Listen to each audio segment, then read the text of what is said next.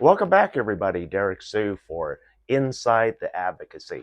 Well, this is a multi-part series that we're going to talk about the breeds of dogs that uh, I've worked with personally, and also why I endorse having a dog for your first line of interactive defense of your home and family safety. Uh, from a very young age, I grew up with dogs. When I was born into a home that had a Dachshund, a miniature Dachshund, and so he was about 20 pounds, 25 pounds, very protective dog, but um, not the he didn't pose the threat that we really need for security for today. And in fact, he's actually the kind of size of dog that would get stolen in the modern day here, as we see not only with possibility of Dachshunds, because they're high value dogs to begin with, and they're easy to manipulate in terms of grabbing them and stealing them. We see that with French Bulldogs, Boston Terriers, so a lot of different small dogs, um, status dogs, we'll call them, are getting stolen because of their high value. And when I say high value, we're talking $1,000 to $10,000 for some of these pocket dogs that are status symbols, and so I don't fall into that category, and uh, I have always been around working class dogs, and so growing up with Dachshund, with the Dachshunds, and um, they are pretty decent in terms of the damage that they can do. They're small, and they're very aggressive. And it's my family. My mother had lots of different uh, wiener dogs, and different colors. And one of the things that was always the same was their fierce attitude, and they didn't take anything from anybody or anything. Uh, they were natural rat and vermin killers, but also they were very protective of their territory. And so uh, I had also a Belgian Shepherd when I was starting at 8 years of age, and that became the household guard dog. And I started working with her, and the two of them, two dogs, now became a very formidable first line of defense for the home. And during that period, especially with the Belgian Shepherd, our home never had a break-in after uh, we had her in 1968 up until her passing uh, in the early 80s. And so she lived a pretty good long life, and she was very protective. She was a great dog, and she provided the natural first line defense threat to intruders, kidnappers, or anybody. Because back in that time, kidnapping was very common. You know, kind of like what we're seeing happening today, and a good guard dog will prevent that from happening. And that was what our Belgian Shepherd was there for, and the backup and the distraction dog. And actually, the muscle wasn't the Belgian Shepherd.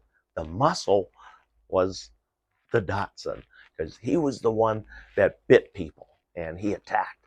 He was an ankle biter, I call him, but he was a fierce ankle biter. And if you kicked him off and threw him, he just jump right back up and get right back in. He's like a pit bull with short legs. But these are the type of protections we need these days. And away from these status dogs, so to speak. We need to look at working class protection dogs. And I've worked with protection dogs, guard dogs, uh, uh, search and rescue dogs, hunting dogs, sporting dogs. So I've had a great variety of dogs over the course of my lifetime and a lot of different training. But one of the things that was always unique to all of my dogs was that I rarely used a leash. All of my dogs were trained on voice command. And law enforcement here in Oakland, they saw my dogs. And uh, my AM staff was one of the dogs that the officers saw. They also knew me. They also knew my dogs. And they knew how well uh, disciplined and managed they were. And so they weren't worried when I'm walking through crowds of people up on International Boulevard with my two big dogs, that people literally, it was like parting of the seas. You know, when myself and my dogs came through, people just parted, and we had a clear path. And people were always amazed that my dogs ignored them. They didn't give them any mind unless they did something to cause my dog to attention to be diverted. But my dogs were focused on me, focused on our direction and what we were doing, not so much focused on the side crowds or the distractions, the cars, the lights, the voices, the sounds of the city. And so these are things that we teach and we train our animals to either ignore or learn how to find and sense danger. Because believe me, there's been instances where there's been attempted street robbing, robbers coming up on me. One robber even had a 357 Magnum. I saw the gun as he's running up on me. I had my gun in my holster, and it was undercover. It's inside waistband, and so you didn't see my Glock. And what I did, I had Pandora. She was my AM staff. We're just starting training on her on attacking, and so I had her on lead. She was still under training, so that's why I still had her on lead. They didn't see her, and then I released her leash and gave her the attack command. Oh man, things changed, and the person with that revolver started pointing at her. Then he looked back at me and saw I had my gun already trained on him, and if he had another movement, I was going to down him, because I already had enough cause to shoot him on sight. Him and two others were attempting to rob me in Oakland, and it was in the Grand Lake area, and it was a very common thing that was happening. And then even a very close friend who lives in the neighborhood, he was robbed by this same group in 2007, and they got his wallet, credit cards, his identity, and unfortunately, it postponed my friend's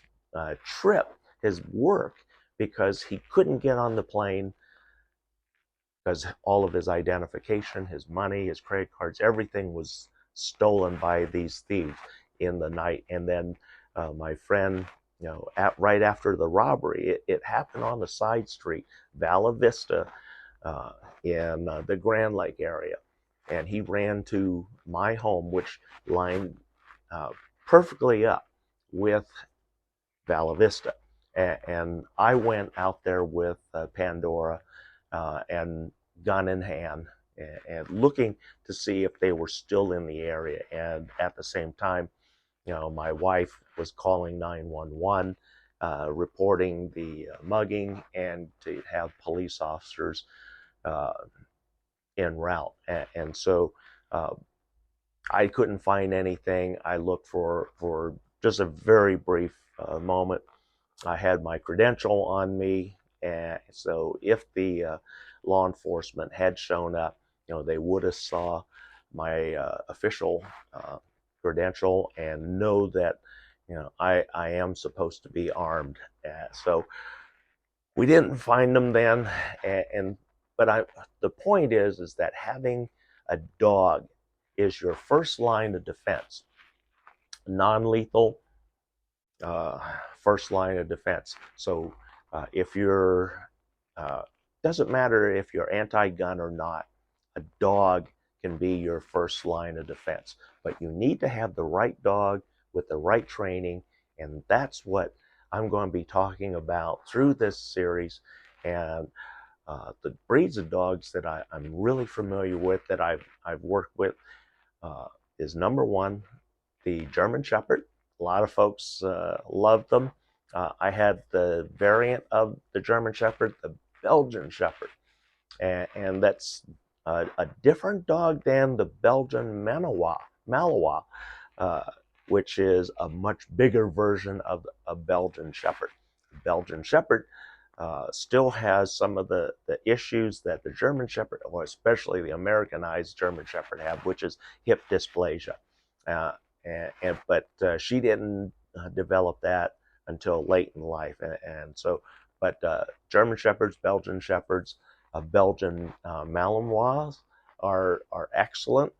They're very intelligent dogs. Another one that I worked with are Rottweilers. Rottweilers are just big clowns, but they pose a very big threat, a very heavy threat, and can overpower a small owner very easily. So I'm going to put a caution on that one. That one is a dog that you have to have very specialized knowledge with in order to control the size of this dog. Because a small Rottweiler is about 90 pounds, and I've seen them go as big as 190. These things are huge, and they're very powerful. Another good dog is the American Staffordshire Terrier for households, for families. These are great dogs for families. If you have children, whether a newborn, they're very good dogs. They're referred to as the nanny dog because they are so good with children. And one of the things that I've always worked with on my dogs is so they know the difference between work and home. Home, the signal when they're at home is that they're not wearing this. They're not wearing a collar when they're on the property. And so it starts setting up a routine and some boundaries that the dog is learning. And that's real important, that the dog understands its territory and boundaries. And that also needs to include inside the home, if at all possible. Because the threat, if the dog is in the threat or in the yard and the threat comes through the front door, that dog isn't going to help you because it's locked in the yard. But if the dog is in the house, now that dog can engage as a first line of defense. And you don't have to be armed. You don't have to have anything on you. That's enough distraction where you can get up and get out the back door or another exit while that dog is distracting and attacking those folks. That's a trained dog. That's what my dog did. And my two, in the middle of the night in the year 2006, in the middle of the night, we had a middle of the night home invasion break-in, and they came in through our kitchen. And what we always had was, and it's a 2-story home, we always kept the first floor as where the dogs would stay because they were the first line of defense. We had cameras, but cameras aren't secure. They call it security, but that doesn't mean anything. That just records the events, of what happened, and that's not interactive. Dogs are an interactive security device that is non-lethal in most cases. They can be, but in most cases they're not. And my dogs engaged those invaders in the middle of the night. We caught it on camera after the next morning. We didn't see it because it was, remember, in the middle of the night. It was about 1:30 when I heard, my dog, Pandora, she was giving a warning bark at the end of the block. And I'm thinking, the door's closed, she's inside. There's no way it can be her. It has to be a dog in the neighborhood that kind of sounds like her, because I'm groggy. It's the middle of the night. But it ended up being her, because in the morning I go down to make my coffee, see the back door open. I look over, I see one dog missing. Guess who it is? My Amstaff, the most aggressive dog and trained to attack. And I said, oh no, she's loose in the neighborhood. And I'm thinking, oh God. And then I see the pool of blood, by the door. So I knew there was somebody that didn't belong in the home. The other dog, my distraction dog, Mary, she was there. She was watching, and she was letting me know kind of what was going on. But then I'm worried. Where's my pit bull, Amstaff? She's loose in the neighborhood. I'm not too worried about her too much, other than she doesn't like cats. And so I go to the front door. I call her name, and she walks up the steps. As I had trained her, she just parked herself right on the front lawn as a guard, as a sentry to our home. And all throughout that day and the next days following, many of my neighbors said, hey, was Pandora loose? I think I saw her on your lawn, in the early morning, like 5 in the morning. I said, yeah, that was probably her. I said, we had a home invasion in the middle of the night, and Pandora intercepted the invaders and took some DNA from them. And so we did file a report back then. They took samples of the the blood pool and everything. It wasn't contaminated, or I would hope it wasn't, because nobody touched it. We didn't do anything with it, and so nothing came of it. But they were. It could have been bad news if they weren't there, because we didn't hear the back door unlock. It opened, and these folks could have armed themselves with plenty of kitchen knives and things from where they're walking through. And we know there are a lot of knives, so even if they didn't come armed, they would be armed very well with a lot of long blade kitchen knives, if they didn't have guns already. But I don't think they really thought about this too much. But even if they had guns where Pandora got them, I'm sure it wouldn't have made any difference, because Pandora, she's a smaller dog. She was 50 pounds of all muscle, and American Staffordshire Terrier. And a lot of people here in the DOD and the military, we train for arms. Our arms, taking out the weapons in the arms, taking out the mobile limbs of the perpetrators and who we're going after. And well, that doesn't play well for a dog that only stands 20 inches tall. She wasn't a big dog. She was very petite. But where she did bite was the most important part. And once she got a hold of it, she clamped down hard. She had that bully breed clamping power on the jaws, and she clamp onto something in the groin area, anything in the groin area. Yeah, it disabled you in more ways than one. That's how she operated. That's how she worked. That's how I trained her. So we're going to talk about things like that throughout the series. different training techniques.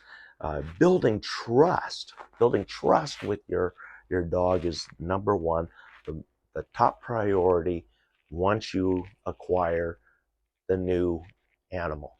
And I'm going to talk about that in our opening series when we come back. Thanks for joining me today. This is just let you know what's in store. Thanks for joining me once again. We'll be right back.